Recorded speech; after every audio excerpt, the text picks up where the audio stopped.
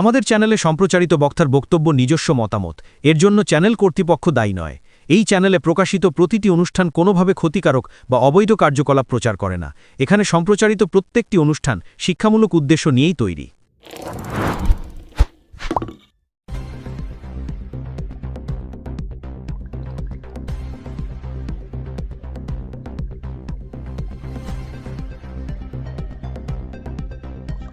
চুঁচুড়া বিধানসভায় প্রার্থী ঘোষণার সাথে সাথে ময়দানে দেবাংশু। শুরু জোর কদমে প্রচার। আনুষ্ঠানিক প্রার্থী ঘোষণা হতে চুঁচুড়া বিধানসভা কেন্দ্রকে ঘিরে রাজনৈতিক তৎপরতা শুরু করে দিলেন দেবাংশু। এদিন চুঁচুড়ায় পা রাখার সঙ্গে সঙ্গে জনসংযোগে নেমে পড়েন তিনি। সুগন্ধা মোড় থেকে গাড়িতে ধীর গতিতে এগোতেই সাধারণ মানুষের উষ্ণ সাড়া পান। রাস্তার দুধারে ভিড় করে দাঁড়িয়ে থাকা বহু মহিলা ও পুরুষ তাকে দেখে উচ্ছ্বাস প্রকাশ করে। একাধিক জায়গায় গাড়ি থামিয়ে তাদের সঙ্গে কথাও বলেন দেবাংশু, নেন আশীর্বাদও। কখনো হঠাৎ করেই ঢুকে পড়েন সবজির দোকানে, কখনো বা চায়ের দোকানে বসে সাধারণ মানুষের সঙ্গে আলাপচারিতায় মেতে ওঠেন। শহরের মানুষের কাছে নিজের গ্রহণযোগ্যতা বাড়াতে এই সরাসরি যোগাযোগ, এমনটাই মনে করছেন রাজনৈতিক মহলের একাংশ। এদিন দেবাংশুকে এক নজর দেখার জন্য রাস্তায় উপচে পড়ে ভিড়। তার উপস্থিতিকে ঘিরে চুঁচুড়া জুড়ে তৃণমূল কর্মী সমর্থকদের মধ্যেও লক্ষ্য করা যায় প্রবল উৎসাহ ও উদ্দীপনা। তবে এই উচ্ছ্বাসের পাশাপাশি দলের একাংশের মধ্যে রয়েছে মিশ্র প্রতিক্রিয়াও।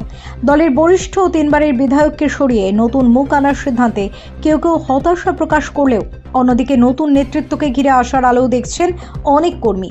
সব মিলিয়ে প্রার্থী ঘোষণার আগে চুঁচুড়ার রাজনৈতিক আবহ যে গরম হতে শুরু করেছে তা বলাই বাহুল্য। ফেব্রুয়ারি রিপোর্ট, কলকাতা মিরর।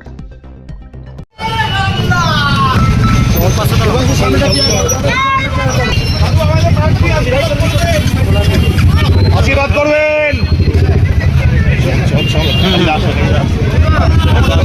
আপনাদের সেবা করার জন্য ভাইকে পাঠিয়েছে। এটা আমাদের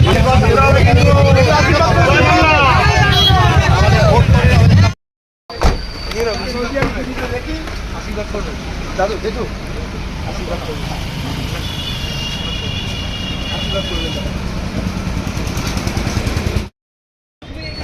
সামনে যাবেন, গ্রহণ করবেন। না না দাদা, আজ থেকে কি প্রচার শুরু হয়ে গেল? তাহলে আপাতত সবার সাথে দেখা করতে এসেছি। প্রচারের সাধারণ মানুষ ছিলেন যারা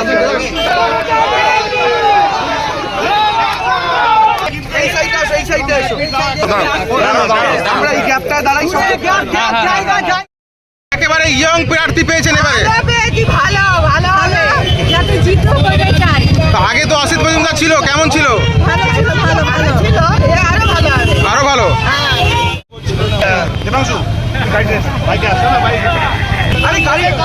আচ্ছা, কি বলবেন? একেবারে ইয়াং জেনারেশন প্রার্থী পেলেন, কি বলবেন? আমি হেভি ভালোবাসি। চুঁচুড়া বিধানসভায় বহুত দিন ধরে আগে ফলো করি। দাদা যে এখানে হট করে মানে হলো, এটাই সব থেকে বেশি। আর কি বলবে? জিতবে জিতবে দিদি জিন্দাবাদ। আমাদের অরিজিনাল লড়াই বিজেপি, সিপিএম, কংগ্রেসের সাথে। দল মনে করেছে যে আমার চাইতেও দেবাংশু ভালো হবে, কারণ এরা যুবক, এরা অনেক বেশি ফাইটার। আর দেবাংশুর একটা লড়াকু ইমেজ আছে, অর্থাৎ নিশ্চয়ই ভালো হবে। দল মনে করেছে এখানে বিজেপিকে হারাতে গেলে আমাদের চাইতেও দেবাংশু জোরদার শক্তিশালী প্রার্থী হবে, তাই ওকে দিয়েছে। আমাদের অরিজিনাল লড়াই তো বিজেপির সঙ্গে। তো বিজেপিকে যে হারাতে পারবে দলনেত্রী তার কথাই ভেবেছেন, দিয়েছেন। ওকে সবাই আমরা করব। না, সিদ্ধান্ত সঠিক হয়নি একদম। কেন বাদ দেওয়া হলো? দল যেটা মনে করেছে, কিন্তু দলের একটা চাপিয়ে দেওয়া সিদ্ধান্ত। আপনারা কর্মী হিসেবে মেনে নিচ্ছেন সিদ্ধান্তটা? ভালো লাগছে না, মন খারাপ, একদমই ভালো লাগছে না। 15 বছরের বিধায়ক, তার থেকে বেশি আমাদের অভিভাবক, আমাদের কাছের লোক। এক কথায় প্রাক্তন হয়ে গেল, কতটা কষ্ট লাগছে?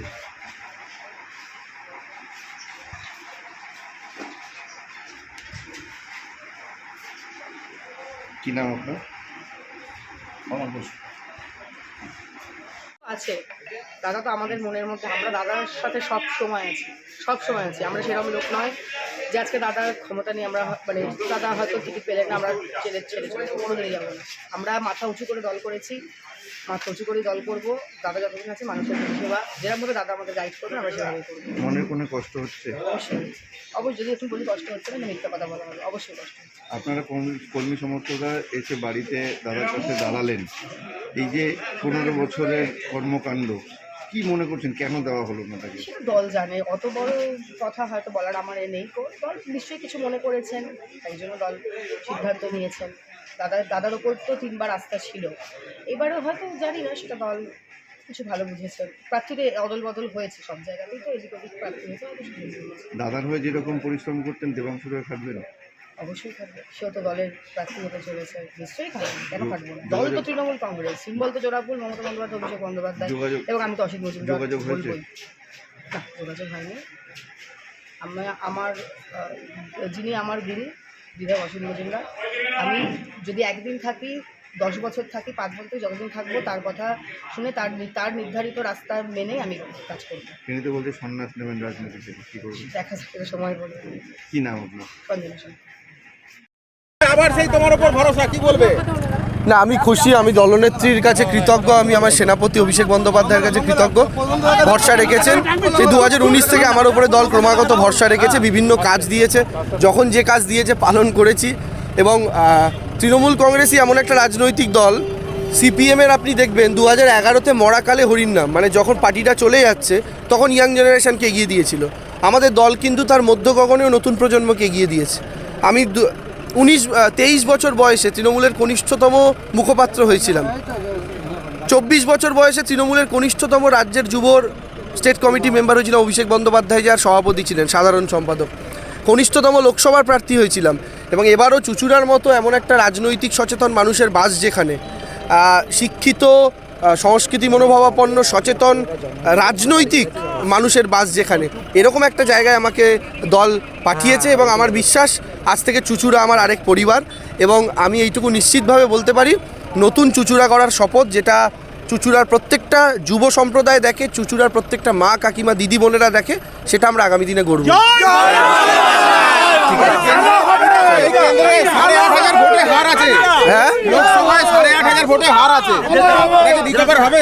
ওটার আগে একটা 2 বা 3 বা 4ও বসতে পারে। কিন্তু এখানে বিধায়ক যিনি আছেন তিনি বলছেন যে আমাকে যখন দেওয়া হয়নি আমি দলের হয়ে আর রাজনীতি করব না।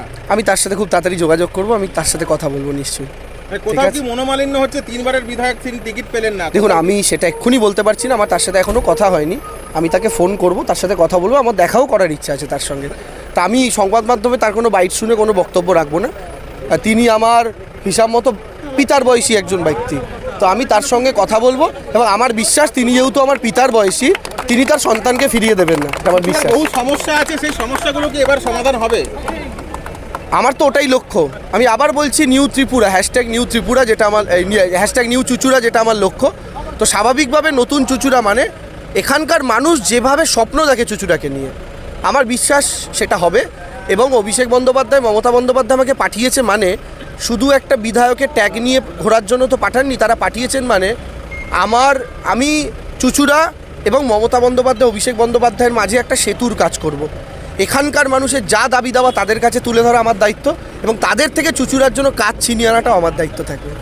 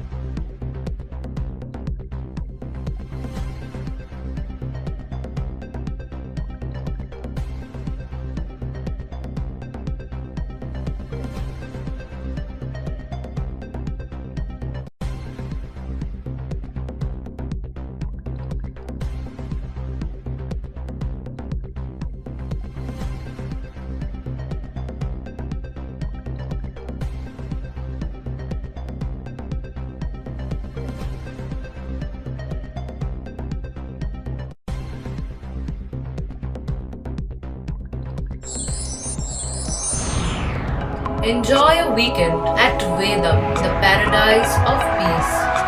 A home away from home.